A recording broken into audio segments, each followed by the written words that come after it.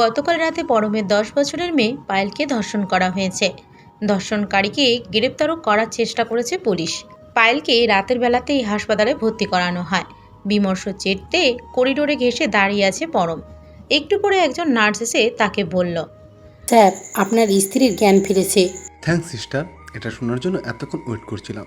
উনি আপনার সাথে দেখা করতে চাইছেন, আপনি বরং ওনার কেবিনে যান। নার্সের সাথে কথা শেষ করে শীতলের কেবিনের দিকে ছুটতে লাগলো। পায়েল পরম আর শীতলের একমাত্র মেয়ে। গতকাল রাতে একটি বিয়ের অনুষ্ঠান থেকে বাড়িতে ফেরার পথে একদল গুন্ডা তাদের অ্যাটাক করে। তারপর তাদের থেকে সমস্ত টাকা পয়সা ছিনিয়ে নেয়। শেষে ওদের ভিতর থেকে একজন পরমের ছোট্ট মেয়ে পায়েলকে শীতলের কেবিনের সামনে এসে পরম দেখতে পায় বেডের উপর শুয়ে আছে। সে ধীরে ধীরে এগিয়ে ওর পাশে গিয়ে বসলো। শীতল তার স্বামীকে উদ্দেশ্য করে বলে, আমি কেন মরে গেলাম না পরম? খোদা আমায় কেন বাঁচিয়ে রেখেছে? এমন কথা বলো না, আমি আর নিতে পারছি না এগুলো, প্লিজ। পায়েল কোথায়? ওর কি জ্ঞান ফিরেছে? তুমি আমাকে ওর কোনো কথা বলছো না কেন? দেখো শীতল, আমাদের মেয়ের যাই হয়ে যাক না কেন, ও বেঁচে আছে, আমাদের মাঝে আছে, আর সেটুকুই অনেক আমাদের জন্য। তুমি আমাকে এইসব বলে ভোলাতে পারবে না। আমি আমার মেয়েকে দেখতে চাই, ওর সাথে কথা বলতে চাই। তুমি কি আমার কথা শুনবে নাকি আমাকেই যেতে হবে? প্লিজ এতটা উত্তেজিত হও না, আমি কথা বলছি ডাক্তারের সাথে। প্লিজ আমায় আমার মেয়ের কাছে নিয়ে যাও, আর কিচ্ছু চাই না আমি।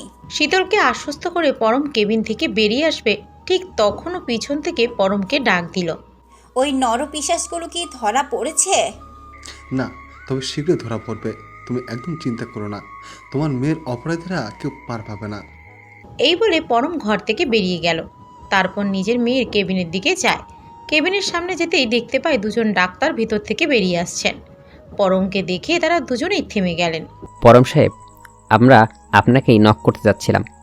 কি হয়েছে ডাক্তার সাহেব, আমার মেয়ের কন্ডিশন কি? আপনি নিউজটা শোনার আগে নিজেকে শক্ত করুন, আমরা খুব ভালো নিউজ দিতে পারছি না আপনার। ডাক্তারের কথা শুনে হার্টবিট ক্রমাগত বাড়তে লাগলো পরমের। আপনারা আমায় ভয় আর বাড়াবেন না, দয়া করে। কি হয়েছে বলুন। আপনার মেয়ে আপাতত কোমায় চলে গেছে, কোনো রকম রেসপন্স নেই ওর। ডাক্তারের কথা শুনে পরম কিছুটা ঘাবড়ালেও নিজেকে যথাসম্ভব শক্ত রাখলেন। মেয়েটা বেঁচে আছে এই অনেক। আর পরমের বিশ্বাস পায়েল খুব তাড়াতাড়ি সেরে উঠবে, আর রেপিস্টরাও ধরা পড়বে। এদিকে রাতের বেলা কেবিনে শীতল ওর বেডে শুয়ে আছে। কাল সকালে ওকে রিলিজ করে দেওয়া হবে। সিস্টারকে বলে নিজের ফোনটা ম্যানেজ করে শীতল। তারপর একটা নাম্বারে ডায়াল করলো। একটু পরে ওপাশ থেকে কেউ কলটা রিসিভ করে। শীতল চারিদিকে ভালো করে তাকিয়ে সেই ব্যক্তিকে উদ্দেশ্য করে বলতে লাগলো, কি খবর তোমার? বাহিরে বের হওনি তো? লুকিয়ে থাকো, পুলিশ কিন্তু হন্যে হয়ে খুঁজছে তোমায়। যদি ভুল করেও ধরা পড়ে যাও না, পায়েলকে ধর্ষণের অভিযোগ ফাঁসি হয়ে যাবে তোমার। বুঝতে পেরেছো? তখন নিজেকে চাইলেও বাঁচাতে পারবে না। না ম্যাডাম, একদম চিন্তা করবেন না, আপনি যেখানে বলেছিলেন আমি সেখানেই আছি। ঠিক আছে, সাবধানে থেকো। মনে রেখো, তুমি ধরা পড়লে কিন্তু আমার বিপদ। আমার জন্য হলেও তোমাকে লুকিয়ে থাকতে হবে। শীতল লোকটার সাথে কথা বলা শেষ করে ফোনটাকে আবারও জায়গা মতো লুকিয়ে রাখলো। সকালবেলা পরমে সে শীতলের কেবিনে প্রবেশ করলো। ওর মুখে এক টুকরো শুকনো হাসি। কেমন আছো শীতল, তোমার শরীর ঠিকঠাক তো? আমি কি করে ভালো থাকি? তোমরা আমার মেয়ের কোনো খবর দিতে পারলে না এখনো আমায়। শীতল, তুমি এত চিন্তা করো না, আমাদের মেয়ে বেঁচে আছে। তাহলে ও আমার কাছে আসছে না কেন? আমি ওকে দেখতে চাই, একটি বারের জন্য হলেও। সেটা এখন সম্ভব নয়, আজ তোমাকে রিলিজ করে দেওয়া হয়েছে, আমাদের একটু পরে বাসে যেতে হবে। আর পায়েল, ও যাবে না আমাদের সাথে? না, যাবে না, কারণ পাল এখন সে অবস্থায় নেই। এই, তুমি সেই তখন থেকে আমার সাথে হেয়ালি করছো কেন? কি হয়েছে পরিষ্কার করে বলো। এরপর পরম শীতলকে ওর মেয়ের কোমায় চলে যাওয়ার ঘটনাটা জানালো।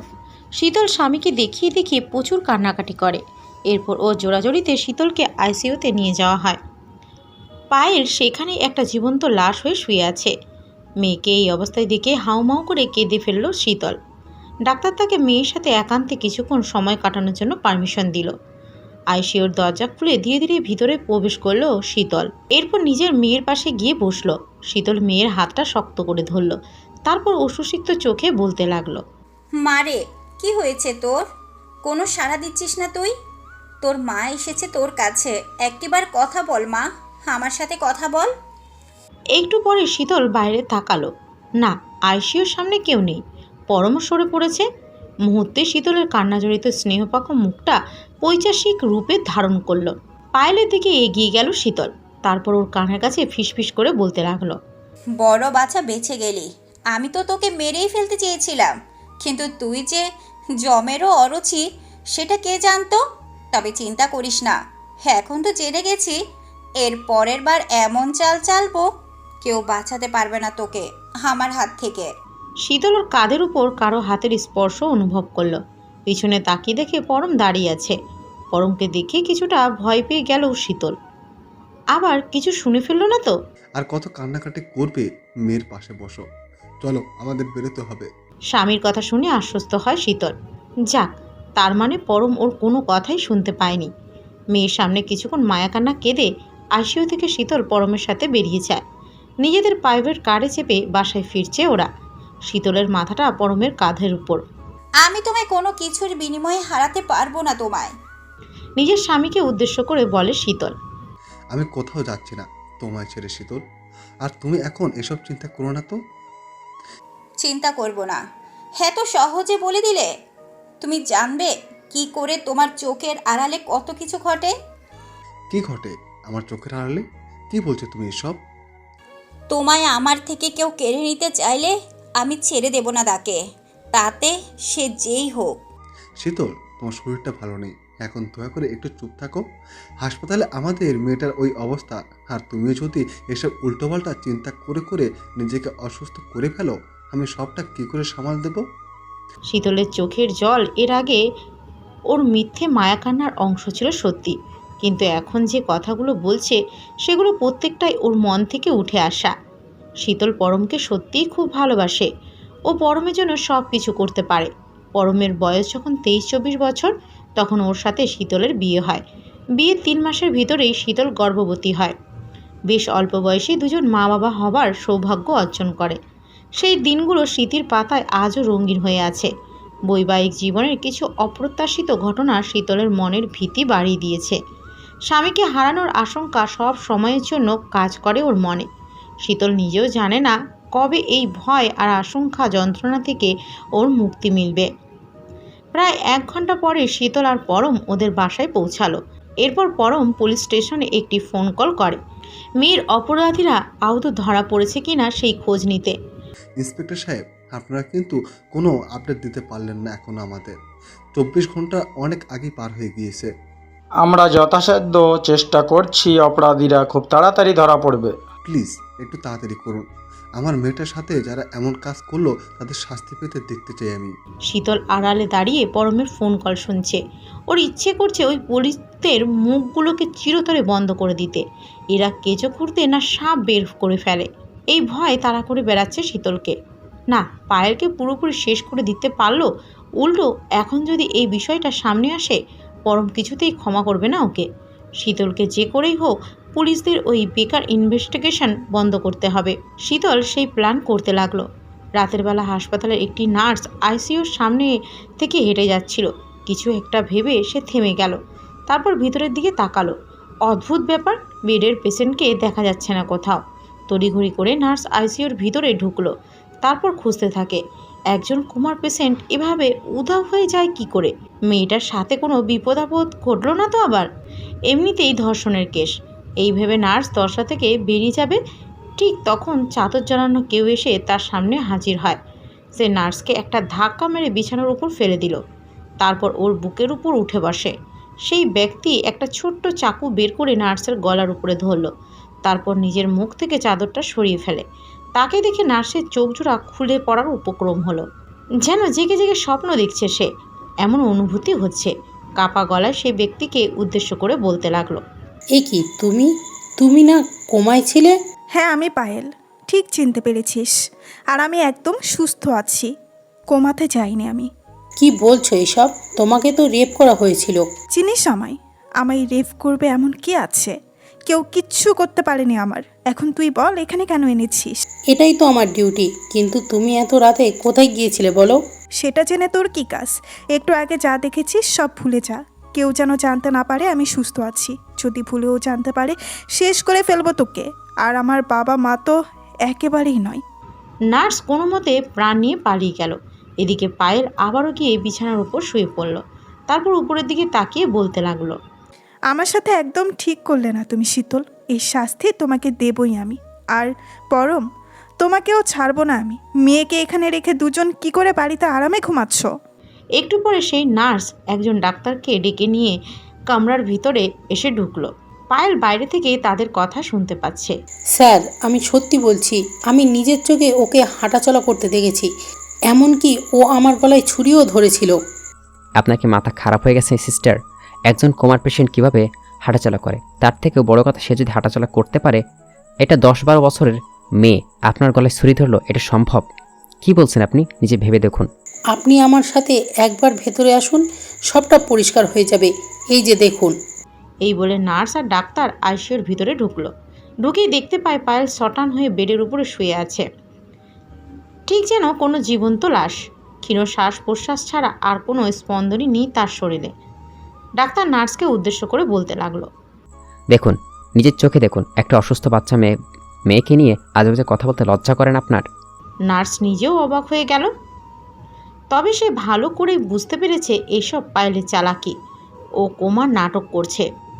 এখন স্যারকে কিছু বোঝালো উনি বুঝবেন না, আর সেটাই স্বাভাবিক। তাই নার্স আর কথা বাড়ালো না, মাথা নিচু করে আইসিইউ থেকে বেরিয়ে গেল। পরের দিন রাত্রিবেলায় শীতল যে লোকটাকে পায়েলকে রেপ করার জন্য ঠিক করে, সে একটা ঘরের ভিতর লুকিয়ে আছে। হাতে একটা প্লেট, তাতে 2টো রুটি আর কিছু ভাজি। বিছানার উপর বসে বসে লোকটা আপন মনে খেতে লাগলো। হঠাৎ দরজায় কড়া নাড়ার শব্দ শুনতে পেল সে। লোকটা কিছুটা চিন্তিত হয়ে পড়ে। দরজা খুলবে নাকি খুলবে না, দ্বিধাদ্বন্দ্বের ভিতর পড়ে গেল। বাহির থেকেই সে দরজার ওপাশে থাকা ব্যক্তিকে প্রশ্ন করে, কে কে তোরাতে কি চাই? দরজা খুলুন, কাজ আছে। আগে নিজের পরিচয় দিন, আমার সাথে কি কাজ শুনি। আমায় আপনার ম্যাডাম শীতল পাঠিয়েছে, দরজাটা খুলুন। শীতল ম্যাডাম পাঠিয়েছেন? কই, আমায় তো কিছু বললেন না উনি। আমি আগে ফোন করব তাকে, তারপর দরজা খুলবো। ফোন একটু পরেও করতে পারবেন, আগে দরজাটা খুলুন। পুলিশ আসছে কিন্তু, আমায় দেখে ফেললে আপনারই বিপদ। আগে ঢুকতে দিন, তারপর যাকে খুশি ফোন করুন। লোকটা মেয়েটার কথায় দরজাটা খুলে দিল। দরজা খুলে দেখতে পায় তার সামনে পায়েল দাঁড়িয়ে আছে, ওর হাতে একটা চাকু। এ কি তুমি? আমি কি ঠিক দেখছি? একদম ঠিক দেখেছিস। দেখ, আমি দাঁড়িয়ে আছি তোর সামনে। তুমি না বললে পুলিশ আসছে। কোথায় পুলিশ? পুলিশ আসেনি, তবে তোর জম এসেছে। কি বলতে চাইছো তুমি? কেন এসেছো এখানে? কি যাও আমার কাছে? কেন এসেছিস বুঝতে পারছিস না? তোকে মারতে এসেছি। পায়েলের কথা শুনে লোকটা দরজাটা বন্ধ করে দিতে যাবে, অমনি পায়েল বাইরে থেকে দরজাটা ঠেলে ধরল। ওর শক্তি দেখে লোকটা রীতিমতো অবাক হয়ে গেল। একটা 10-12 বছরের মেয়ে এত জোর পেল কী করে গায়ে? পায়েল দরজায় একটা ধাক্কা দিতেই লোকটা ছুটতে গিয়ে মেঝের উপরে পড়ে। তারপর সে ভিতরে ঢুকে দরজাটা বন্ধ করে দিল। হাতের চাকুটা নিয়ে লোকটার দিকে এগোতে থাকে। বল, আমায় রেফ করতে কেন চেয়েছিলি? তোর ম্যাডাম বলেছিল নিশ্চয়। হ্যাঁ, তোমার মায় বলেছিল। সে তো টাকা দিয়েছিল আমায়। আমি যা করেছি শুধু টাকার জন্য। আর কি বলেছে আমার কথা? ভালোই ভালোই সব বল। তোকে এমনিতেও মারবো আমি। যত সহজে আমার নিজের প্রশ্নের উত্তর পাবো, তোর উত্তর ততই সহজ হবে। এখন তুই ভেবে দেখ কি করবি। আমি বেশি কিছু জানি না। তোমার মা শুধু এইটুকুই বলেছে, সে তোমার ব্যাপারে নাকি সব কিছু জেনে গেছে। তোমার বেঁচে থাকা মানে তার আর তার পরিবারের ক্ষতি, তাই শেষ করে দিতে চেয়েছিল তোমায় সে। আমি এর থেকে আর বেশি কিছু জানি না। বিশ্বাস করো আমার কথা। ছেড়ে দাও আমায়, ছেড়ে দাও। তোকে ছেড়ে দেব? আমি এমন কাউকে বাঁচিয়ে রাখতে পারি না যে শীতলকে সাহায্য করে। আমায় মেরে কি লাভ তোমার? আমি কথা দিচ্ছি আর তোমার মায়ের হয়ে কাজ করব না। এরপর থেকে তুমি যা বলবে তাই করব, তোমার সব কথা শুনবো। আমার লোকের সাহায্য দরকার পড়ে না মূর্খ, আমি একাই যথেষ্ট। আর তোর মতো মানুষকে মারা তো বাঁ হাতের কাজ। এই বলে পায়ের লোকটাকে চুল ধরে টানতে টানতে খাটের উপরে উঠালো। তারপর তার বুকের উপরে উঠে বসে। চাকুটা বের করে লোকটার বুকের উপর এলো পাথারি চালাতে থাকে। কিছুক্ষণের ভিতরে পুরো ঘর নিস্তব্ধ হয়ে গেল। পায়েল নিজের কাজ শেষ করে ঘর থেকে বেরিয়ে গেল। তারপর সোজা হাসপাতালে। পরের দিন সকালবেলা পরম মোবাইলটা নিয়ে ছুটতে ছুটতে শীতলের কাছে আসলো। শীতল, আজকে নিউজ দেখেছো? এত সাংঘাতিক কাণ্ড ঘটে গেছে? না তো, কি হয়েছে? পায়েলের রেফিস্টকে কেউ মেরে একটা ঘরের ভিতরে ফেলে রেখেছে। দেখো, প্রত্যেকটা নিউজ পোর্টালে সেম নিউজ। স্বামীর কথা শুনে শীতল যেন ভাবনার সাগরে ডুবে গেল। লোকটাকে কে খুন করলো তাহলে? তবে একদিকে ভালোই হয়েছে, শীতলের অপকর্মের একমাত্র সাক্ষী যে ছিল সে আর বেঁচে নেই। লোকটা পুলিশের হাতে ধরা পড়ে গেলে শীতল মুশকিলে পড়ে যেত। কি হলো শীতল, কি ভাবছো? ভাবছি কাজটা কে করলো। কে করেছে জানি না, তবে ওর মতো মানুষের বেঁচে থাকাই উচিত নয়।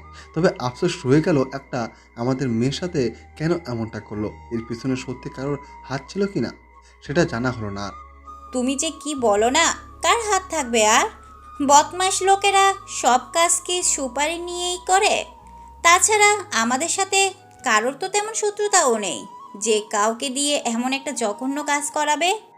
তা ঠিক, তবে ওর পুলিশের হাতে ধরা পড়া উচিত ছিল। বড্ড তাড়াহুড়ো করে হয়ে গেল সবটা। যাক, যা হয় ভালোর জন্যই হয়। এবার আমাদের মেয়েটা সুস্থ হয়ে বাড়িতে ফিরে আসুক, আর কিছু চাই না। আমিও তো তাই চাই। আর শোনো, তুমি আজ একটু পায়েলের ঘরের দিকটাই যেও। বড্ড এলোমেলো হয়ে আছে সব কিছু, সেগুলো ঠিক করতে হবে। পরম মাথা নাড়িয়ে সম্মতি জানালো। দুপুরবেলা পায়েলের ঘরে গেল পরম। পায়েল ঘরের ভিতরে একাই থাকতো বেশিরভাগ সময়। তাছাড়া অদ্ভুতভাবে ও কখনোই চাইতো না ওর ঘরে কেউ ঢুকুক, এমনকি বাবা মাও না। এই ঘরের সমস্ত কাজও পায়েলেই করতো। কাজের লোককে ঢুকতে দিত না কখনো। পরম ঘরের ভিতরে ঢুকে ধীরে ধীরে সবটা পরিষ্কার করতে লাগলো। এক পর্যায়ে খাটের তোষকটা তুলতেই অবাক হয় পরম। কতগুলো পেইন্টিং রাখা তোষকের নিচে। পায়েল মাঝে মধ্যে ছবি আঁকতো, এটা পরম জানতো, কিন্তু তাই বলে এত ছবি? পরম ছবিগুলো বাইরে বের করে আনলো। একটা পেইন্টিং তুলে সেদিকে তাকাতেই ওর সারা শরীর গুলিয়ে উঠল। মনে হলো পেটের সমস্ত খাবার বমি হয়ে বেরিয়ে আসতে চাইছে। চোখের সামনে এটা কি দেখছে পরম? ওর আর পায়েলের অন্তরঙ্গ কতগুলো দৃশ্য, যেগুলো বেশ আপত্তিকর। পরম বিশ্বাসই করতে পারছে না পায়েল লুকিয়ে লুকিয়ে এসব আঁকতো। একটা 10 বছরের বাচ্চা মেয়ে এসব সম্পর্কে ব্যাপারে ধারণা রাখে কি করে? তার থেকেও বড় কথা, ও পরমের মেয়ে হয়ে বাবার প্রতি ছি। পায়েল আদৌ পরমের মেয়ে তো, নাকি অন্য কেউ? যদি ভুল করে তাও সত্যি হয়ে থাকে, একটা বাচ্চা মেয়ের মগজে এত অতিরঞ্জিত নোংরামি চিন্তা আসলো কি করে? পরম একের পর এক ড্রয়িংগুলো উল্টিয়ে দেখতে থাকে।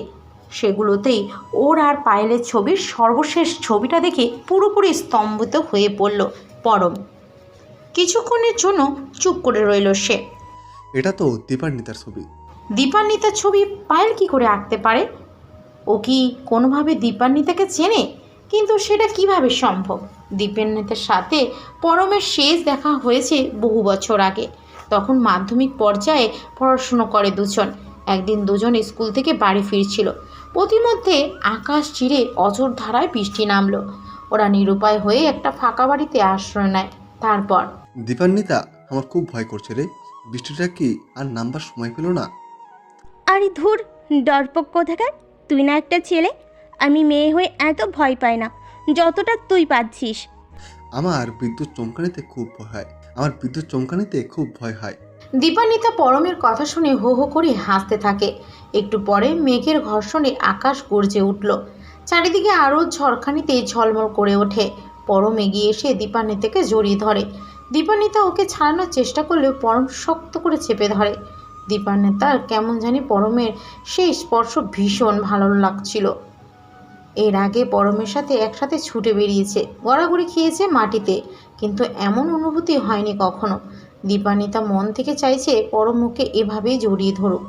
একটু পরে ও অনুভব করে পরমের একটা হাত ওর স্কার্টের নিচ দিয়ে শরীরের কুল কিনারা খুঁজে বেড়াচ্ছে। একটা অদ্ভুত শিরনে ঝাঁকুনি দিয়ে উঠল দীপান্বিতার শরীর। নিজের হাতটা পরমের শার্টের বোতামের ভিতরে নিয়ে গেল। পরমের শার্টের একটা বোতাম ছিঁড়ে মাটিতে পড়ে যায়। অমনি ওর বুকটা বেরিয়ে আসলো। দীপান্বিতা আলতো করে ওর বুকের উপরে একটা চুমু দেয়। পরম ফিসফিস করে দীপান্বিতার কানের কাছে নিজের মুখটা নিয়ে বলতে থাকে, আমার ভেতরে এসব কি হচ্ছে দীপান্বিতা? জানি না, আমারও কেমন জানি লাগছে। আমরা কি ঠিক করছি? আমি জানি না, কিচ্ছু জানি না। আমি কি করবো এখন তাহলে? আমায় আদর কর, আজ আমায় মেরে ফেল, কষ্ট দে আমায়, যন্ত্রণা দে, তোর যা খুশি কর। পরম নিজের শার্টটা খুলে ফেলল, তারপর দীপান্বিতাকে খড় বিচুলির উপর শুইয়ে দেয়। তারপর ওকে আবারও বলতে লাগলো, নে, যত পারিস চিৎকার কর। আজ তোর যন্ত্রণা আমার আনন্দ। গোলা ফাটিয়ে চিৎকার কর। বৃষ্টি থেমে গেল বলে এমন সুযোগ আর আসবে না কখনো। এরপর দুজন দুজনাকে আপন করে নিল। বাইরে তখনও বৃষ্টি তার অবিরাম ধারা অব্যাহত রেখেছে। দীপান্বিতার চিৎকার পুরো ঘরকে আন্দোলিত করে তুলেছে। ওরা ভালো করেই জানে এই আওয়াজ বৃষ্টির তোপে ঘরের গণ্ডি পেরিয়ে বাইরে যেতে পারবে না। এরপর আর দীপান্বিতার সাথে কোনো দিন দেখা হয়নি পরমের। পায়েলের কাছে দীপান্বিতার ছবি আসলো কোথা থেকে, এই চিন্তায় ভাবিয়ে তুলেছে পরমকে। পরের দিন সকালবেলা হসপিটাল থেকে ডাক্তারের কল আসলো পরমের কাছে। হ্যাঁ ডাক্তার সাহেব বলুন। একটা গুড নিউজ আছে আপনার জন্য। কিসের গুড নিউজ? আপনার মেয়ে কোমা থেকে ফিরে এসছে। Now she is out of danger. ডাক্তারের কথা শুনে পরম ছুটে কিচেনে গেল। শীতল রান্না করছিল। পরম উচ্ছ্বাসের স্বরে শীতলকে বলতে লাগলো, শীতল, আমাদের মেয়ে সুস্থ হয়ে গেছে। ডাক্তার ফোন করেছিল একটু আগে। শীতল খবরটা শুনে পরমের সামনে খুশি হওয়ার ভান করে। কি বলো? এটা তো খুব ভালো নিউজ। তা তুমি যাচ্ছ কখন হসপিটালে? আমি একটু পরে যাব। ডাক্তার সাহেব বলল ওকে আমরা আজকেই বাড়িতে নিয়ে আসতে পারবো। চাইলে তুমি যেতে পারো। না, আমি কি করব? তুমি বরং নিয়ে এসো। পরম কিচেন থেকে বেরিয়ে নিজের রুমের দিকে চলে গেল। পরম চোখের আড়াল হতেই শীতলের চোখে মুখে বিরক্তিকর ছাপ ফুটে ওঠে। ও কখনোই চায় না পায়েল এই বাড়িতে ফিরে আসুক, কারণ ওর উপস্থিতি শীতল বা পরম কারোর জন্যে মঙ্গলজনক নয়। কিন্তু এখন যেটা ঘটতে চলেছে চাইলেও পাল্টাতে পারবে না শীতল। তাই সে নিরুপায় হয়ে সবটা পরিস্থিতির হাতে ছেড়ে দিল। পায়েলকে বাড়িতে এনে ওর রুমে শিফট করে দেওয়া হলো। শীতল পায়েলের জন্য গরম স্যুপ বানিয়ে নিয়ে আসলো। তারপর চামচ দিয়ে ওকে খাইয়ে দিতে লাগলো। পায়েল চালাকি করে স্যুপের বোলটা মায়ের হাতের উপর ফেলে দেয়। অমনি শীতল চিৎকার দিয়ে উঠল, তারপর দূরে সরে যায়। স্যুপটা খুব গরম ছিল, তাই না মা? এটা কি করলে তুমি? একটু সাবধানে থাকা উচিত ছিল তোমার। সরি মা, আমি একদম বুঝতে পারিনি। শোনো না, আমার ড্রয়ারে একটা মলম আছে, এসো তোমায় লাগিয়ে দিই। শীতল পায়েলের ড্রয়ার থেকে মলমটা নিয়ে আসলো। তারপর এসে মেয়ের পাশে বসে। পায়েল পরম যত্নে মায়ের হাতে মলম লাগিয়ে দিতে শুরু করে। পায়েল শীতলকে প্রশ্ন করে, মা, এতদিন তুমি অনেক মিস করেছো আমায়, তাই না? খুব মিস করেছি। শুধু আমি না, বাবাও ভীষণ মিস করেছে তোমায়। ভালো হয়েছে তুমি আবারও ফিরে এসেছো আমাদের মাঝে। হাতের মলম লাগানো শেষ হলে শীতল স্যুপের বোলটা নিয়ে রুম থেকে বেরিয়ে গেল। তখন রাত প্রায় 10টা। হাতের কাজগুলো শেষ করে শীতল নিজের ঘরের দিকে যাবে, হঠাৎ মৃদু মিউজিকের শব্দ ভেসে আসে ওর কানে। শব্দটা পায়েলের ঘর থেকেই আসছিল।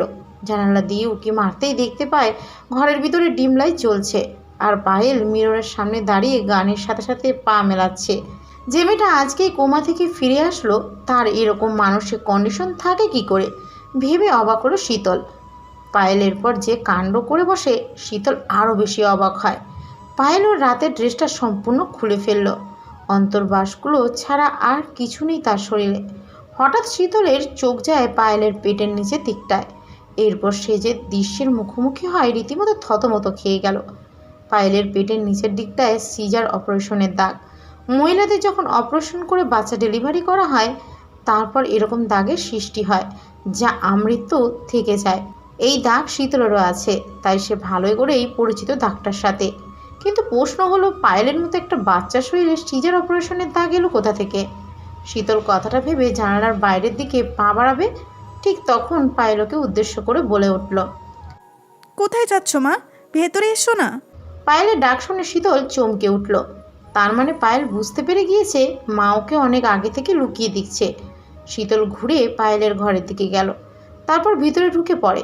এদিকে পরম ওর রুমে বসে বসে নেট ঘাঁটছে। সোশ্যাল মিডিয়াগুলোতে একের পর এক চেক করে যাচ্ছে, যদিও দীপান্বিতাকে কোথাও খুঁজে পায়। দীপান্বিতা কি আহত বেঁচে আছে? প্রশ্নের উদয় হয় পরমের মনে। যদি বেঁচেই থাকে এতগুলো বছরে একটি বারের জন্য হলেও কেন যোগাযোগ করলো না পরমের সাথে?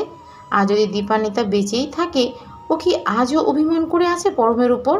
কিন্তু সেদিন যা ঘটেছিল তাতে তো পরমের একার ভূমিকা ছিল না।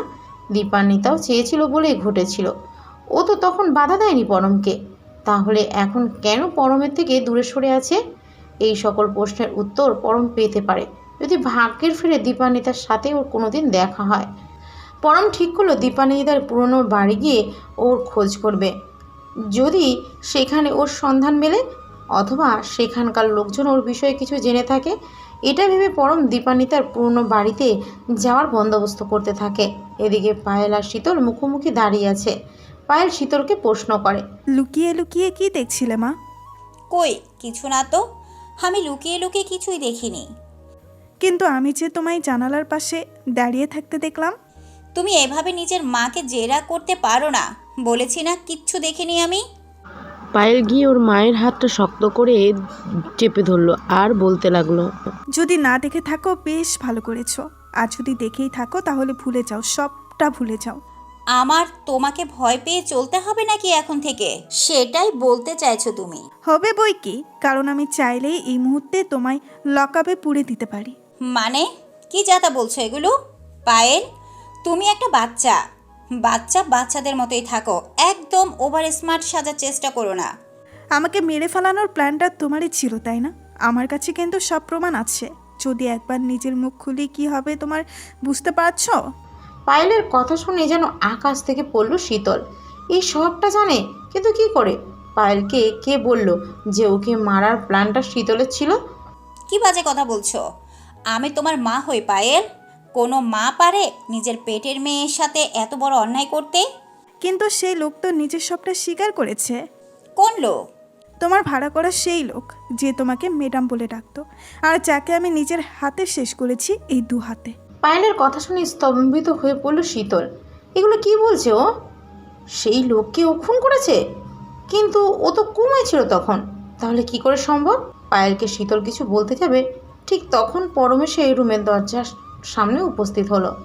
দরজার বাইরে দাঁড়িয়ে ও শীতলকে বলতে লাগলো, একটু ঘরে আসো তো শীতল, কথা আছে তোমার সাথে। হ্যাঁ আসছি, তুমি যাও। এক্ষুনি আসো, খুব জরুরি কথা। আচ্ছা ঠিক আছে। শীতল রুম থেকে বেরিয়ে যায়, তারপর পরমের সাথে নিজেদের ঘরে গেল। এবার বলো কি এমন কথা যেটা বলার জন্য এভাবে ডেকে আনলে? শীতল, আমি কাল একটু বের হব, একটা জায়গায় যেতে পারে আমার। কোন জায়গায়? নিশ্চয়ই কোনো জরুরি কাজ। হ্যাঁ, জরুরি বটে। আমার ফিরতে যদি দেরি হয় একদম টেনশন করবে না, এমনকি কাল না ফিরতে পারি আমি। বুঝেছি, কিন্তু কাজটা কি সেটা তো বললে না। একজন পূর্ব পরিচিতর খুঁজে যাব, যাকে এই মুহূর্তে সব থেকে বেশি দরকার আমার। যদি কিছু মনে না করো একটা প্রশ্ন করি, সে ছেলে নাকি মেয়ে? সে একজন মেয়ে। আমি তোমার কাছে কখনো কিছু লুকাই না, আজকেও লুকাবো না। এই কারণেই এতটা ভালোবাসি তোমায়। আমি জানি তুমি কখনো এমন কিছু করতে পারো না যাতে আমি কষ্ট পাবো। তবে শুধু এইটুকুই নয়, আরও অনেক কথা আছে যেগুলো তোমাকে আমার অনেক আগেই বলা উচিত ছিল, কিন্তু কখনো সৎসাহস করে উঠতে পারেনি। আচ্ছা সেই হবে, চলো এখন শুয়ে পড়ি, কাল আবার সকাল সকাল জাগতে হবে। পরম আর শীতল গিয়ে বিছানায় শুয়ে পড়ল। পরম নিজের পা শীতলের পায়ের উপর রেখে আলতো করে ঘষতে লাগলো, তারপর পিছন থেকে শীতলকে জড়িয়ে ধরে। আহ, কি হচ্ছে এখন এসব? কতদিন কাছে আসনি আমার মনে পড়ে? বেশ মনে পড়ে। তাহলে প্রশ্ন কিসের? চুপচাপ আদর করতে দাও। শুধু তুমিই করবে আর আমি। পরম শীতলের হাতটা ধরে নিজের মুখমণ্ডলের উপরে রাখলো, তারপর হাতটা বুকের উপর নিয়ে যায়, তারপর নাভির উপর। শীতল নাভির উপর আঙুল ঘুরিয়ে পরমকে সুড়সুড়ে দিতে থাকে। পরম শীতলের হাতটা শক্ত করে ধরে নাভির আরও খানিকটা নিচে নিয়ে যায়, তারপর আরও নিচে। শিহরণে ওর চোখ দুটো বুজে আসলো। পরম মুখটা শীতলের কানের কাছে নিয়ে ফিসফিস করে বলে, তোমার হাতটা এত নরম কেন গো? তুমিও লজ্জা পাবে এই হাতের কাছে। একটু বেশি হয়ে গেল না? দাঁড়াও, তোমার হচ্ছে। এই বলে শীতল হাত দিয়ে একটু জোরেই দুষ্টুমি করে পরমের সাথে। পরম আহ শব্দ করে উঠল। কি করছো কি?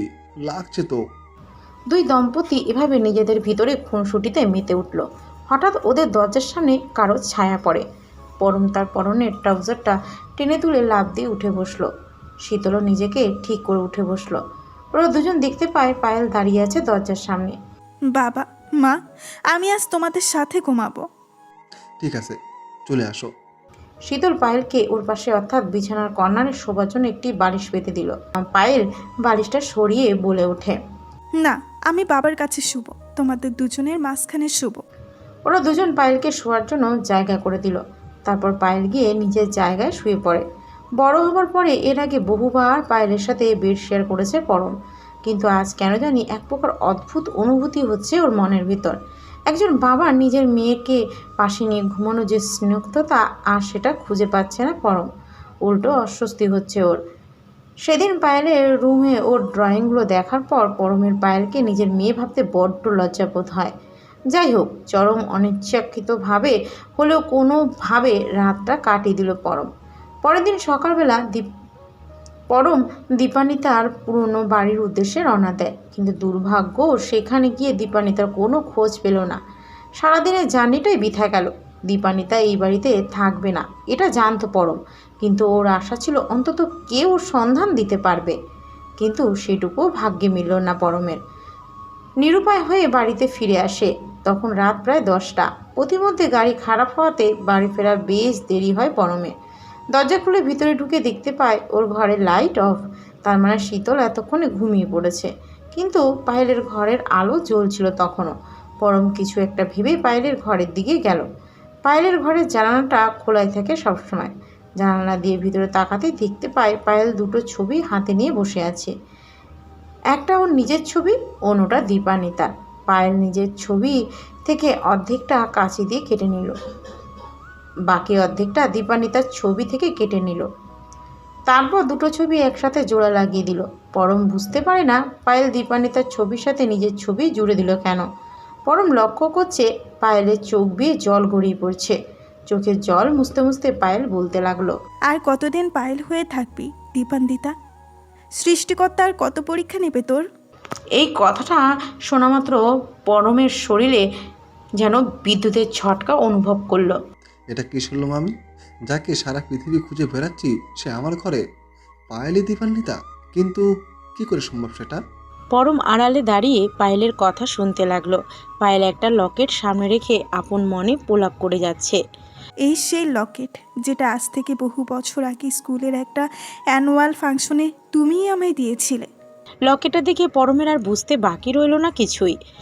এই তো সেই লকেট যেটা আজ থেকে বহু বছর আগে যখন দুজন মাধ্যমিক পড়াশুনো করত তখন পরম দীপান্বিতাকে দিয়েছিল। লকেটের ভিতরে দীপান্বিতা আর পরমের ছোটবেলার ছবি এখনও জলজল করছে। এই দৃশ্য রীতিমতো টনক নাড়িয়ে দিল পরমের। তার মানে পায়েল যা বলছে সব সত্যি? ও যদি দীপান্বিতা নাই হয়ে থাকে এই লকেট ওর কাছে এলো কি করে? তার থেকে বড় কথা, এটা যে অ্যানুয়াল ফাংশনের দিন দিয়েছিল সেটাও পায়েলের জানা। এক পর্যায়ে হঠাৎ পায়েল পিছনে কারো উপস্থিতি টের পেয়ে যায়। ও পিছনের দিকে ঘুরে তাকাতে পরম ওর জানালার এপাশে এসে দাঁড়ালো। কে কে ওখানে?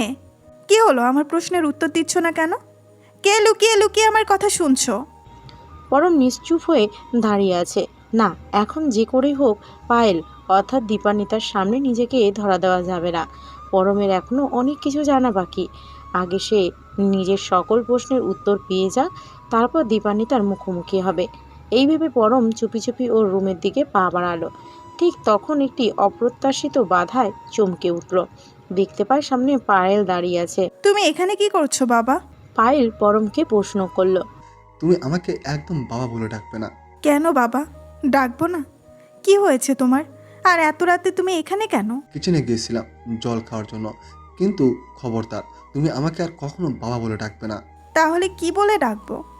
তোমার আমাকে কোনো কিছু বলে ডাকারই দরকার নেই। বাবা তোমার কি হয়েছে?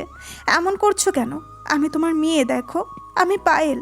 তাহলে তোমায় কেন বাবা ডাকবো না? বলেছি না তুমি আমাকে আর কখনো এই নামে ডাকবে না। আর যদি নেক্সট টাইম তোমার মুখে এই নাম শুনি আমার থেকে কেউ খারাপ হবে না। এই বলে পরম ছুটতে ছুটতে ওয়াশরুমের দিকে ছুটে গেল। বেসিনের সামনে নিজের মুখটা এগিয়ে দিতে পেটের সমস্ত খাবার মুখ থেকে গড় গড় করে বেরিয়ে আসতে লাগলো। পরমের এমন অনুভূতি হচ্ছে যেন নাড়ি ভুঁড়ি শুদ্ধ সব কিছু বেরিয়ে আসবে। বেসিনের পানির ট্যাপটা অন করে তার নিচে নিজের মাথাটা রাখলো পরম। ভেজা মাথা আর মুখমণ্ডল নিয়ে কিছুক্ষণ পরে নিজের রুমে চলে আসলো। তারপর বিছানার উপরে বসে চোখ বুজে রইল। ওর মাথার জল শুষে বেয়ে বিছানার চাদরের উপরে পড়ছে। বাকেট আর শার্টের ভিতর দিয়ে ঢুকে শরীরে বিস্তীর্ণ রেখার তৈরি করেছে। একটু পরে পরম অনুভব করে কেউ ওর মাথায় হাত রাখলো। তারপর একটা টাওয়াল দিয়ে ভেজা মাথাটা মুছতে শুরু করলো। শীতল আজ বাড়িতে নেই, একটা বান্ধবীর বিয়েতে গিয়েছে। তাহলে কি পায়েল এলো ঘরে? পরম চোখ দুটো খুলে দেখতে পায় ওর ধারণাই সঠিক। না, এবার আর পায়েলকে বাধা দিল না পরম। এটা কি অবস্থা করেছ? ঠান্ডা লেগে যাবে তো। আমার ঠান্ডা লাগুক বা না লাগুক তাতে তোমার কি? হ্যাঁ, আমার অনেক কিছুই, কারণ আমি তোমার। এটা বলতেই পায়েলের মুখটা চেপে ধরলো পরম। কি তুমি আমার মেয়ে, তাই তো? সেটাই বলতে চাচ্ছিলে। তুমি জানো একজন বাবা মেয়ের সম্পর্ক কতটা পবিত্র হয়, কতটা শুদ্ধতা থাকে সেই সম্পর্কের ভেতরে? কিন্তু আমি তো কিছুই বলিনি। তুমি আমাকে আর কখনো বাবা বলে ডাকবে না। তাহলে কি শুধু পরম বলে ডাকবো নাকি গুড্ডু? গুড্ডু নামটা শুনে আরেক পোস্ত চমকে উঠল পরম। এই তো সেই নাম যে নামে ছোটবেলায় সবাই ডাকতো ওকে। পরমকে ওর বাবা মা আদর করে গুড্ডু বলে ডাকতো। আর মাঝে মধ্যে দীপান্বিতা আর ওর স্কুলের বন্ধুবান্ধবরাও একই নামে ডাকতো ওকে। সময়ের কালস্রোতে যে নামটা ভুলে বসেছিল পরম, আজ বহু বছর পরে আবারও সেই নামে নিজের কানে শুনল। কেন করলে এটা আমার সাথে? কেন বললে না আগে তুমি আমার দীপান্বিতা? আমার মেয়ে হওয়ার নাটক কেন করলে? আর আমার মেয়ে পায়েল কোথায়? তাকে কি করেছে তুমি? একসঙ্গে এত প্রশ্ন, আমি কোনটা ছেড়ে কোনটার উত্তর দেই বলো তো? তোমাকে আমার সকল প্রশ্নের উত্তর দিতে হবে, কারণ আমি জানি তুমি দীপান্বিতা। পায়েল কিছু বলতে যাবে পরমকে, ঠিক তখন রুমের ভিতরে শীতল এসে ঢুকলো। ওর আগমনে দুজনের কথায় ছেদ পড়ল। এ কি, তুমি এত তাড়াতাড়ি চলে আসলে? সকালে না ফেরার কথা ছিল? ভাবলাম রাতটা বাহিরে কাটাবো, তাই চলে আসা। তাছাড়া ওদের বিয়ের গোধূলি লগ্নে হয়েছে, চাইলে আরও আগে ফিরতে পারতাম। আচ্ছা ঠিক আছে, তুমি ফ্রেশ হয়ে আসো, আমি শুয়ে পড়লাম। শীতল ফ্রেশ হওয়ার জন্য ওয়াশরুমের দিকে চলে যায়। পায়েল আগেই ওর রুমে চলে গিয়েছে। সবাই ঘুমিয়ে পড়েছে। রাত প্রায় 1টা। হঠাৎ পায়েলের ফোনটা একটা মেসেজের শব্দে বেজে উঠল। ঘুম ঘুম চোখে পায়েল মোবাইল স্ক্রিনের দিকে তাকায়। আমি বাড়ির পেছনে আছি, এখনই দেখা করো। পায়েল গায়ে একটা চাদর জড়িয়ে বেরিয়ে পড়ে। সিঁড়ি বেয়ে চুপি চুপি নিচের ফ্লোরে আসলো। তারপর মেইন দরজাটা খুলে বাড়ির পিছনের বাগানের দিকে হাঁটতে লাগলো। পায়েলের হাতে একটা টর্চ জ্বেলে কাউকে খুঁজতে লাগলো। হঠাৎ ওর টর্চটা একজন মহিলার উপর গিয়ে পড়ে। পায়েল দ্রুত গিয়ে ওর সামনে উপস্থিত হলো। কি হলো তোমার? এত রাতে কেন ডাকলে? পায়েল বিরক্তিকর কণ্ঠে সেই মহিলাকে উদ্দেশ্য করে বলল, কেন ডেকেছি বুঝতে পারছো না? তুমি আমায় ইগনোর কেন করছো? আমার কল রিসিভ কেন করছো না? আগে তার উত্তর দাও। আমার ইচ্ছে হয়নি তোমার সাথে কোনো রকম যোগাযোগ রাখতে, তাই। বুঝতে পেরেছো এবার? ভুলে যেও না তোমায় আমি এই বাড়িতে কেন পাঠিয়েছিলাম। সব মনে আছে আমার, কিচ্ছু ভুলিনি। তুমি আমায় এই বাড়িতে পরমের মেয়ে সেজে থাকতে পাঠিয়েছিলে, যাতে ও কোনোদিন মেয়ের অভাব বুঝতে না পারে। আর হ্যাঁ, এই তুমি এখন এসব কি করছো? আচ্ছা, ওরা আবার কিছু বুঝে যায়নি তো যে তুমি আসল পায়েল নাও? কেন দীপান্বিতা? ওরা আমার আসল পরিচয় জেনে গেলে তোমার খুব অসুবিধে, তাই না? চুপ, এই নামটা উচ্চারণ করবে না একদম। আগেও বলেছি তোমায়। কিন্তু পরমকে যে আমি এতদিনে বিশ্বাস করিয়ে ফেলেছি আমি দীপান্বিতা, তোমার দেওয়া সেই লকেট দিয়ে, যেটা নাকি তোমায় পরম ছোটবেলায় দিয়েছিল। এই বলে পায়েল সেই ভদ্রমহিলা অর্থাৎ দীপান্বিতার দিকে চেয়ে কটাক্ষের হাসি হাসলো। কি বলছো তুমি? এগুলো তমাশা। তুমি পরমকে এটা বিশ্বাস করিয়েছো যে তুমি দীপান্বিতা? পাগল হয়ে গেছো তুমি। পায়েলের আসল নাম তমসা। দীপান্বিতা ওকে এই নামে সম্বোধন করে। হ্যাঁ, আমি পাগল হয়েছি, পরমের প্রেমে পাগল হয়েছি। আমি ওকে সারা জীবনের জন্য পেতে চাই। লজ্জা করছে না এগুলো বলতে? আমি তোমাকে পরমের মেয়ে হয়ে সেজে থাকতে পাঠিয়েছিলাম, যাতে ও কোনোদিন নিজের মেয়ের অভাব বুঝতে না পারে। যাকে একদিনের জন্য হলো বাবা ডেকেছো, তাকে নিয়ে এমন চিন্তা ভাবনা মাথায় আসে কি করে তোমার? কেন নাক গলাচ্ছ আমার জীবনে? চলে যাও বলছি, আর কখনো এসো না। আমি তোমাকে ওখানে পাঠিয়েই ভুল করেছি। ইচ্ছে করছে দেওয়ালের সাথে নিজের মাথা ঠুকে মরে যাই। পরমের ভালো করতে গিয়ে আমি ওর এত বড় সর্বনাশ করে দিচ্ছি। না, এটার বেশি দিন চলতে পারে না। তোমাকে এই নোংরা খেলাগুলো বন্ধ করতে হবে। আর যদি না করি, কি করবে তাহলে তুমি? পরমকে সবটা বলে দেবে? হ্যাঁ, তাই করব। বোকা দীপান্বিতা, তুমি আমায় ভাসাতে চাইছো? এটা করলে তুমি নিজেই যে ভেসে যাবে একটিবারও ভেবেছো? একবার ভেবে দেখো, যদি আমি সবাইকে এটা বলে দেই পরমের মেয়ের মৃত্যুর কারণ আর কেউ নয়, একমাত্র তুমি, তখন কি হবে? পরম ক্ষমা করবে তোমায়? হ্যাঁ, ওর মেয়ের মৃত্যু আমার কারণেই হয়েছিল, আর সেই কারণে আমি তোমাকে পাঠিয়েছিলাম ওর জীবনে। এটা না করলে আমি নিজেকে কোনোদিন ক্ষমা করতে পারতাম না। আমি কিন্তু পরমকে এখনো কিচ্ছু বলিনি। ও অবশ্য নিজের মেয়ের কথা জিজ্ঞেস করেছিল আমায়। প্লিজ পরমের জীবন থেকে সরে দাও। এসব মানায় না তোমাকে। এটা কাউকে ভালোবাসার বয়স নয়। তুমি নেহাতি একটা বাচ্চা মেয়ে। আমি কি করব না করব সেটা আমার সিদ্ধান্ত। তোমার কোনো পরামর্শ শুনতে আমি বাধ্য নই। ভালোই ভালোই চলে যাও এখান থেকে, নয়তো একদম ভালো হবে না। আমি পরমের ভালোর জন্য এসব করতে পারি। যদি দরকার পড়ে আমি নিজে আইনের কাঠগড়ায় দাঁড়াবো। সবাইকে জানিয়ে দেব পায়েলের মৃত্যু আমার হাতেই হয়েছিল। তারপর আমার যা হবার হবে, কিন্তু তোমায় আমি কোনো ক্ষতি করতে দেব না পরমের। তুমি যা খুশি করে নাও, পরম শুধুই আমার। আমি ওকে ভালোবাসি, ওর সন্তানের মা হতে চাই আমি। ছি তমাশা, তোমার মুখে দেখছি কিছুই আটকায় না। এতটা নোংরামি তোমার মনের ভিতরে? হ্যাঁ, পরমের জন্য আমি সব করতে পারি। দরকার পড়লে তোমাকেও ছাড়বো না আমি। এই বলে তমসা দীপান্বিতার সামনে থেকে চলে গেল। দীপান্বিতা কিছুক্ষণ দাঁড়িয়ে থাকে, তারপর ধীরে ধীরে সরে পড়ে। পরের দিন সকালবেলা দীপান্বিতা ওর ঘরে বসে গভীর চিন্তায় মগ্ন। গতকাল রাতে তমসার কথাগুলো এখনও বাজছে ওর কানে। আজ থেকে ঠিক 1 বছর আগে দীপান্বিতার গাড়ির সাথে একটা বাচ্চা মেয়ের অ্যাক্সিডেন্ট হয়। মেয়েটাকে হাসপাতালে নেওয়ার আগেই তার মৃত্যু হয়।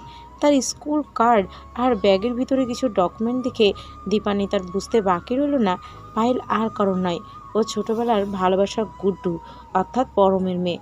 পরমের মেয়ের মৃত্যু দিক বিদিক শূন্য করে তোলে দীপান্বিতাকে। ও কি করবে বুঝতে পারছিল না কিছুতেই।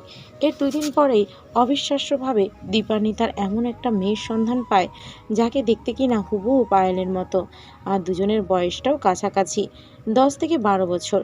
অন্ধকারের ভিতরে যেন আশার আলো দেখতে পেল দীপান্বিতা। এর আগেও গল্পে পড়েছে পৃথিবীতে এরকম দেখতে নাকি অনেক মানুষ হয়। দীপান্বিতা বুঝতে পারে সব গল্প মিথ্যে হয় না, কিছু জিনিস সত্যি হয়ে ধরা দেয়। তমসাকে মিথ্যে অ্যাক্সিডেন্টের রোগী বানিয়ে একটা হাসপাতালে ভর্তি করে দেয় দীপান্বিতা। ডাক্তারকে আগেই শিখিয়ে দেওয়া হয় যেন তারা পরমকে এটা জানায় যে মাথায় আঘাতের কারণে তার মেয়ের স্মৃতি মুছে গিয়েছে। ডাক্তার দীপান্বিতার কথা মতো কাজ করলো। পরম আর শীতল নিজেদের মেয়েকে ফিরে পায়। স্মৃতি হারানোর কারণে তমসাকে ওরা আবারও সব কিছু নতুন করে শেখায়, ওকে ওর স্বাভাবিক জীবনে ফিরিয়ে আনে। কিন্তু পরম আর কোনো দিন জানতে পারলই না ওর সাথে কত বড় একটা গেম খেলা হয়েছে। যদিও এই গেমটা পরমের এক সময়ের ভালো লাগা ভালোবাসার মানুষের কাজ, আর গেমটা খেলা হয়েছে শুধুমাত্র পরমের ভালোর জন্য। দীপান্বিতা কখনোই চায়নি পরম ওর কারণে কষ্ট পাক। কিন্তু তমসার গতরাতের আচরণ দুশ্চিন্তার সাগরে ফেলে দিয়েছে দীপান্বিতাকে। মাত্র 10 বছরের একটা মেয়ে একটা অ্যাগ্রেসিভ কি করে হয়, আর ও শারীরিক সম্পর্ক, বাচ্চা, এসব বিষয়ে এতটা জ্ঞান রাখে কি করে? দীপান্বিতাকে যে করেই হোক তমসার অতীত খুঁজে বের করতে হবে। এরপর ওর সকল রহস্য জানতে হবে, নয়তো ওকে কোনোভাবেই আটকানো যাবে না। দীপান্বিতা তমসাকে যাদের কাছে পেয়েছিল তাদের থেকে একটা ঠিকানা জোগাড় করে। এরপর সেই জায়গায় যায়। বাসার লোকজন তমসার কথা শুনে বেশ অবাক হলেন। তারা সবাই মিলে দীপান্বিতাকে বলতে থাকে, কি বলেন, তমসা এখন আপনার কাছে আছে? হ্যাঁ, আমার কাছে নয় ঠিক, তবে আমি জানি ও কোথায় আছে। কোথায় আছে এখন তমসা? ধরুন এক বন্ধুর বাড়িতে। বন্ধুর বাড়িতে? আর কে কে আছে ওই বাড়িতে? আচ্ছা, আমি তমসার ব্যাপারে আমি জানতে এসেছি আপনাদের কাছে। আপনারা তার উত্তর না দিয়ে একের পর এক প্রশ্ন করে যাচ্ছেন আমায়। ম্যাডাম, আগে বলুন ওই বাড়িতে আর কে কে আছে? আমার বন্ধু আর ওর স্ত্রী। সর্বনাশ, এটা কি করেছেন আপনি? আপনি ওকে কেন পুরুষ লোকের কাছে রেখেছেন? দীপান্বিতা বেশ অবাক হয় ভদ্রলোকের কথা শুনে। কেন, তাতে কি সমস্যা? অবশ্য সমস্যা যে হয়নি এমনটা নয়। আমি নিজে লক্ষ্য করেছি ও বেপরোয়া হয়ে উঠেছে দিন দিন। কেন রেখেছেন? আপনি জানেন না ম্যাডাম, ও পুরুষদের কতটা ঘৃণা করে, আর ও পুরুষদের ওপর কতটা ভয়ঙ্কর হতে পারে। আমি বুঝতে পারছি না ঠিক আপনাদের কথা। একটা 10-12 বছরের মেয়ে এতটা অ্যাগ্রেসিভ কী করে হতে পারে বলুন আমাকে। ও আসলে কে, কি পরিচয় ওর? দাঁড়ান, আপনি নিজের চোখে দেখে নিন, নয়তো বিশ্বাস হবে না আমাদের কথা। এক ভদ্রলোক একটা বার্থ সার্টিফিকেট এনে দীপান্বিতার হাতে দিল। পেপারের দিকে তাকিয়ে দীপান্বিতা যেন হতভম্ব হয়ে গেল। নিজের চোখে যা দেখেছে বিশ্বাস করতে পারছে না সে। অস্থির চেতে বলে উঠল, হোয়াট? এটা কি করে সম্ভব? তমসার ডেট অফ বার্থ 12ই জুন 1990। হ্যাঁ, আপনি একদম ঠিক দেখেছেন। তমসা কোনো 10 বা 12 বছর বয়সের শিশু নয়, এক বিরল রোগে আক্রান্ত যুবতী সে যার বয়স 30 বছরের উপরে।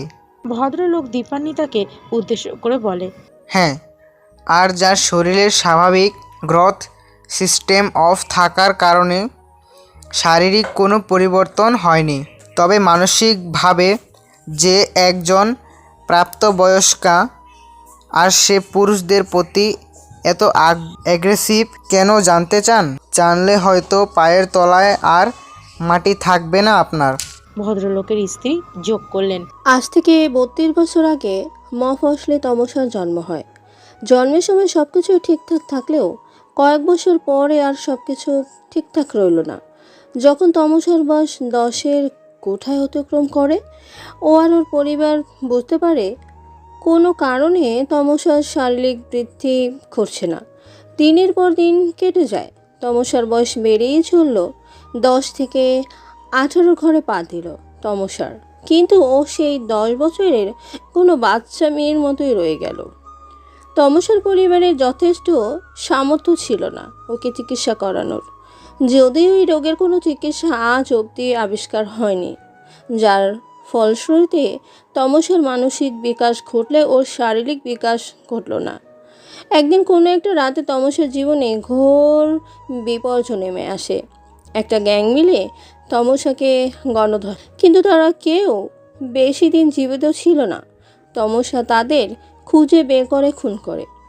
সেদিনের ঘটনার কারণে তমসা প্রেগনেন্ট হয়, কিন্তু ওর দুর্ভাগ্য, অপারেশনের পরে তমসা জানতে পারে সে একটা মৃত সন্তানের জন্ম দিয়েছে। নিজের সন্তান আর সতীত্ব হারিয়ে তমসা দিনে দিনে মানসিক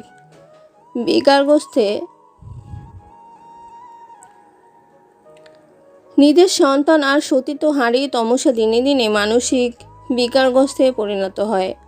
পুরুষদের প্রতি এক প্রকার ক্ষোভ প্রকাশ পেতে শুরু করে ওর মনের ভেতরে। ও ভাবতে শুরু করে ওর সাথে যে অন্যায় ঘটেছে তাতে সমগ্র পুরুষ জাতি দায়ী। পুরুষের প্রতি ওর বিরূপ প্রতিক্রিয়া ওকে একজন সাইকো নারীতে রূপান্তরিত করেছে। তমসা 32 বছরের জীবনে বহু পুরুষের স্বাধীন্য গিয়েছে। নিজের শরীরের চাহিদা মিটিয়ে সে তাদেরকে নির্মমভাবে খুন করে। ভদ্রলোকদের কথা শুনে দীপান্বিতার আতঙ্ক ক্রমশ বাড়তে শুরু করে। পরম দীপান্বিতার কাছেই আছে, ও ওর কোনো ক্ষতি না করে ফেলে। এর আগে দীপান্বিতাকে সবটা আটকাতে হবে। ভদ্রলোক আর তার স্ত্রীর সাথে কথা বলে দীপান্বিতা পরমের বাড়ির উদ্দেশ্যে রওনা হলো। এই ক্রান্তিকালীন সময়ে পরমকে রক্ষা করাই ওর মূল উদ্দেশ্য। তাতে যদি দীপান্বিতাকে পরমের সামনে যেতে হয় সে প্রস্তুত। দীপান্বিতা এটাও ঠিক করে নিয়েছে ও পায়েলের মৃত্যুর ব্যাপারটা পরমকে সবটা জানাবে। এতে যদি পরম ওকে ক্ষমা না করুক, নিজের কৃতকর্মের শাস্তি মাথা পেতে নেবেন দীপান্বিতা। এদিকে পরমের বাড়িতে পরম ল্যাপটপ নিয়ে ড্রয়িং রুমে বসে কাজ করছিল। তমসা সুযোগ বুঝে শীতলের হাত আর মুখ বেঁধে ঘরের ভিতরে আটকে রাখলো। এরপর এক গ্লাস জুস নিয়ে পরমের সামনে উপস্থিত হলো। জুসটা খেয়ে নাও পরম। না, এখন কিছু খেতে ইচ্ছে করছে না আমার। তমসা গিয়ে পরমের পাশে বসলো, তারপর বলতে লাগলো, তুমি জিজ্ঞেস করেছিলে না তোমার মেয়ে কোথায় আছে? আমি জানি তোমার মেয়ে কোথায় আছে। আমি চাইলেই তোমাকে তোমার মেয়ের কাছে নিয়ে যেতে পারি, কিন্তু তার আগে এই জুসটা খাও, একটু রিল্যাক্স হয়ে নাও, তারপর সব বলছি তোমায়। তমসা জোরাজোরিতে পরম গ্লাসের জুসটা খেয়ে নিল। জুসটা খাওয়ার পরেই ওর মাথাটা চক্কর কাটতে শুরু করলো। পরম বুঝতে পারলো তমসা কিছু একটা মিশিয়েছে জুসের সাথে। ওর কণ্ঠস্বর জড়িয়ে যেতে লাগলো। তমসার কানের কাছে এসে আবারও বলতে লাগলো, এখন কেমন লাগছে পরম? আমার মেয়ে কোথায় আগে সেটাই বলো। বলবো তো, সব বলবো। আমি নিজে তোমায় তোমার মেয়ের কাছে নিয়ে যাব। তুমি সত্যি বলছো তো? আমাকে আমার মেয়ের কাছে নিয়ে যাবে? নেশাগ্রস্ত অস্পষ্ট গলায় পরম তমসাকে প্রশ্ন করে। হ্যাঁ, যাব তো, কিন্তু তার জন্য তোমার যে আমাকে কিছু দিতে হবে। আমায় কি দিতে হবে বলো? আমি আমার মেয়ের জন্য সব করব। বলো কি দিতে হবে আমায়? আমার আজকের জন্য তোমাকে চাই, আর কিচ্ছু না। আমি তোমার বাচ্চার মা হতে চাই পরম। আমারও তো ইচ্ছে করে মা ডাক শুনতে, নিজের সন্তানদের নিয়ে খেলা করতে। এই সমাজের কেউ বুঝতে চায় না আমায়। সবাই আমায় একটা বাচ্চার শিশু মনে করে। আমি কোনো বাচ্চা নয় পরম, আমি তোমাদের মতোই একজন।